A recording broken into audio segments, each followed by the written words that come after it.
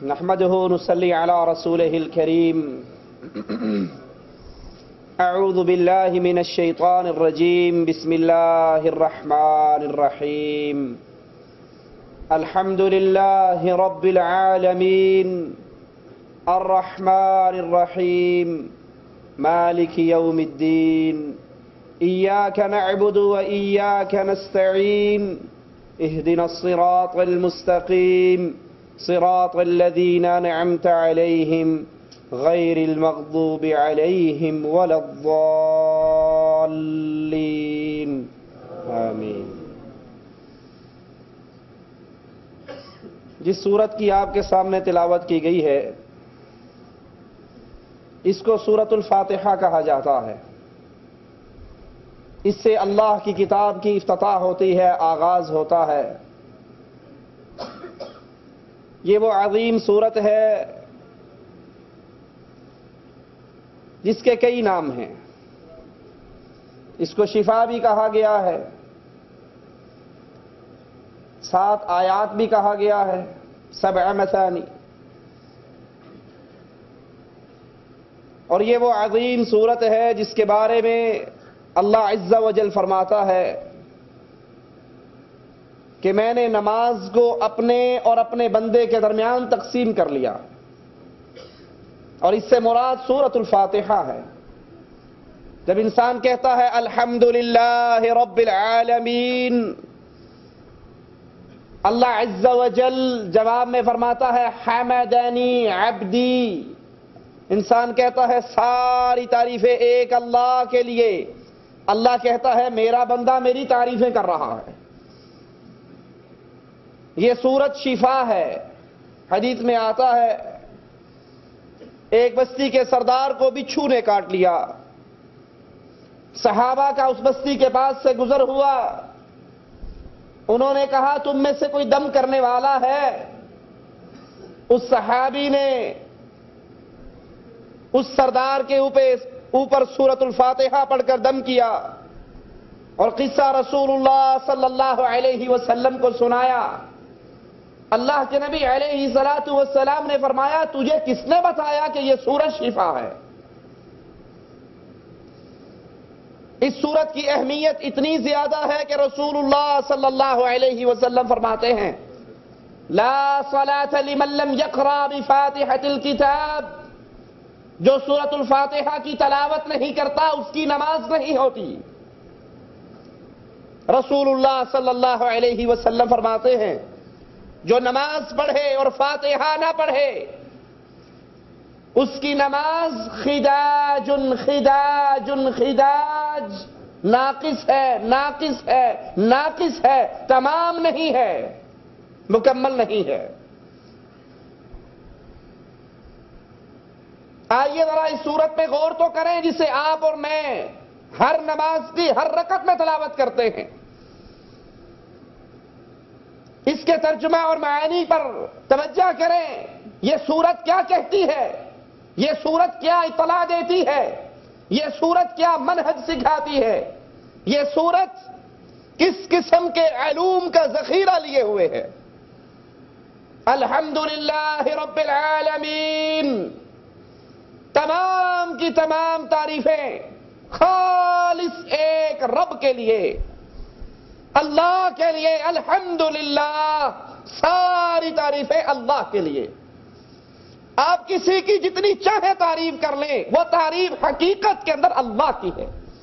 مثال کے طور پہ رسول اللہ صلی اللہ علیہ وسلم کی تعریف کی جاتی ہے اللہ کے نبی بڑے حسین تھے، آپ کا چہرہ بڑا خوبصورت تھا، آپ کا پسینہ دنیا کی خوشبوؤں سے زیادہ خوشبودار تھا. جتنی بھی تعریف رسول اللہ صلی اللہ علیہ وسلم کی جائے، آپ کے حسن کی جائے. صحابی کہتا ہے دنیا کی کسی آنکھ نے رسول اللہ صلی اللہ علیہ وسلم سے زیادہ پیارا اور حسین نہیں دیکھا. وہ دیکھے کیسے؟ اللہ نے محمد سے پیارا کوئی پیدا نہیں کیا صلی اللہ علیہ وسلم. یہ اللہ کے نبی کی تعریف، لیکن حقیقت میں یہ تعریف کس کی ہے؟ جس نے محمد کو پیدا کیا صلی اللہ علیہ وسلم. کوئی پھول کی تعریف کرے، کوئی سورج کی تعریف کرے، کوئی جہان کی تعریف کرے، کوئی پہاڑوں دریاؤں سمندروں کی تعریف کرے، مالک کہتے ہیں الحمدللہ رب العالمین۔ تم جہاں میں جس کی بھی تعریف کرتے ہو وہ حقیقت میں تعریف تو ایک عرش والے اللہ کی ہے، کیونکہ ہر چیز کا خالق کون ہے؟ اور وہ اللہ کیسا ہے؟ الحمدللہ رب العالمین، وہ رب ہے العالمین، سارے جہانوں کا، انسانوں کا جہان، درندوں کا جہان، پرندوں کا جہان، جنات کا جہان، فرشتوں کا جہان، پانی کی مخلوق کا جہان، خشکی کی مخلوق کا جہان، فضا کی مخلوق کا جہان، سارے جہانوں کا رب کون؟ اللہ عز و جل، وہ رب ہے۔ رب کسے کہتے ہیں؟ پالنے والے کو، کھلانے والے کو، پالن ہار کو، پروردگار کو، لجپال کو۔ اب رب کون ہو سکتا ہے جسے یہ پتا ہو؟ کھلا کون سکتا ہے جسے یہ پتا ہو مجھ سے کھانے والے کتنے ہیں؟ دنیا میں انسان کتنے، جنات کتنے، درندے کتنے، پرندے کتنے، یہ سارا علم کس کو ہے؟ اللہ عز و جل کو۔ کھلا کون سکتا ہے جس کو یہ علم ہو مجھ سے کھانے والے کتنے ہیں؟ کھلا وہ سکتا ہے جس نے جو کھلانا ہے وہ کسی سے مانگ کر دینا نہیں پڑتا، اس کے پاس پہلے ہی سارا کچھ موجود ہے۔ تو ہر چیز کے خزانوں کا مالک کون ہے؟ وَلِلَّهِ خَزَائِنُ السَّمَاوَاتِ وَالْأَرْضِ، زمین و آسمان کے ہر خزانے کا مالک ایک اللہ عز و جل۔ حدیث میں آتا ہے، مالک فرماتا ہے یا ابن آدم یا معشر الجن والانس، اے انسانوں اور جنوں، لو اولکم و آخرکم انسکم و جنکم، تمہارے جن اور انسان پہلے اور آخری ایک میدان میں اکٹھے ہو کے اپنے اللہ سے مانگنا شروع کر دے، جو جی میں آئے وہ مانگے، میں سب کو ان کی مانگ، ان کی ڈیمانڈ دیتا رہوں، پورا کرتا رہوں، میرے خزانے میں اتنی کمی نہیں آتی جتنی سوئی کو سمندر میں ڈال کے نکال لو۔ الحمدللہ رب العالمین، ساری تعریفوں کے لائق وہ اللہ جو سارے جہانوں کا رازق ہے، مالک ہے، خالق ہے، رب ہے، ان کو شفائیں دیتا ہے، ان کی بیماریاں دور کرتا ہے، ان پہ رحمت کرتا ہے، ان کی دعائیں سنتا ہے۔ وہ ہے کیسا؟ دوسرا سوال، وہ ہے کیسا؟ الرحمن الرحیم، نہایت رحم کرنے والا، بڑا ہی مہربان۔ اللہ سے بڑھ کر مہربان کوئی ہو؟ رسول اللہ صلی اللہ علیہ وسلم ایک عورت کو دیکھتے ہیں، حالت جنگ میں اس کا بچہ گم جاتا ہے اور وہ بچے کو تلاش کرتی پھرتی ہے۔ جب بچہ مل جاتا ہے اس کو اپنے چھاتی سے لگاتی ہے، پیار کرتی ہے، چومتی ہے۔ امام کائنات، امام اعظم، امام الانبیاء محمد الرسول اللہ صلی اللہ علیہ، میرے نبی کا نام آئے تو کہا کرے صلی اللہ علیہ وسلم، وگرنہ رسول اللہ صلی اللہ علیہ وسلم کی حدیث کو یاد کریں۔ اللہ کے نبی نے فرمایا اس کا ناک خاک آلود ہو، خاک آلود ہو، خاک آلود ہو، 3 مرتبہ فرمایا۔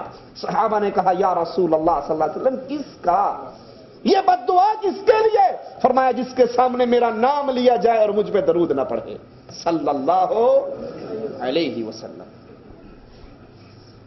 اللہ کے پیارے حبیب جناب محمد کریم صلی اللہ علیہ وسلم صحابہ سے کہتے ہیں کیا خیال ہے یہ ماں اپنے اس بچے کو آگ میں ڈال دے گی، جلا ڈالے گی؟